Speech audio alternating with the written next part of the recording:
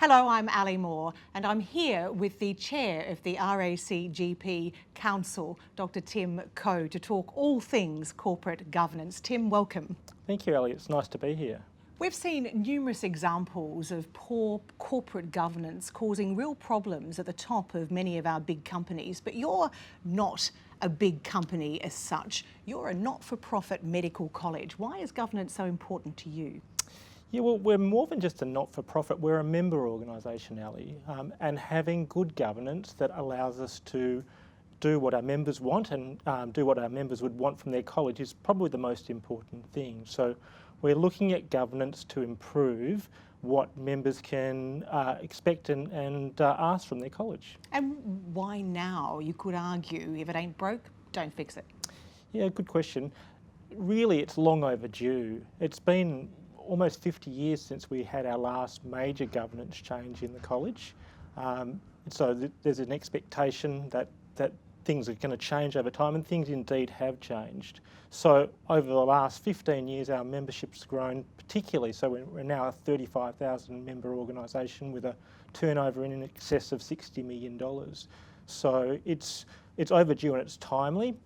Beyond that, as you mentioned, there's this expectation that companies pay proper attention to good governance. We've seen quite a few examples of quite high-profile not-for-profits run into trouble recently, and we want to make sure that our college remains strong and has good governance and processes in place so we can remain strong for the long term. So how do you do that? What exactly is being proposed?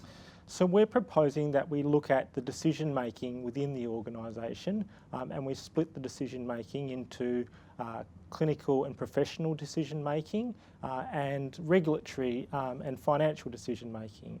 The clinical decision making will continue to be made by the council, which is made up of representatives from all the faculties and major groups within the college.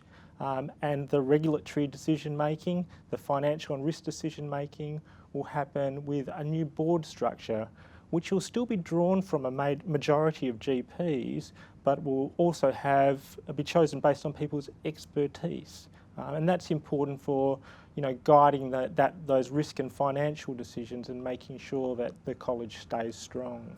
Why is that the best structure for the RACGP? Is there a risk that you've got more people at the top, there's going to be greater bureaucracy?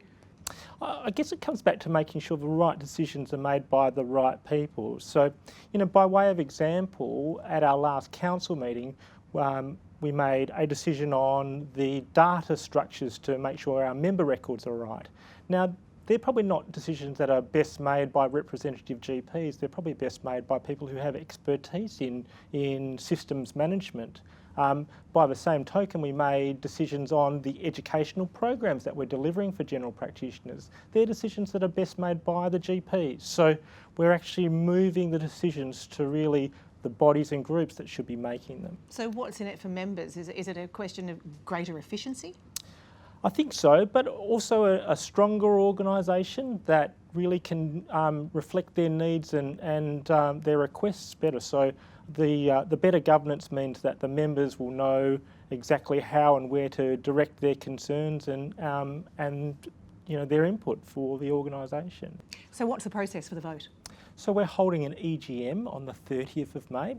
All members will be contacted and given notice of the meeting in late April. Tim, that's great background, and I know that if GPs want more, they can log on to RACGP. That's correct, Ali.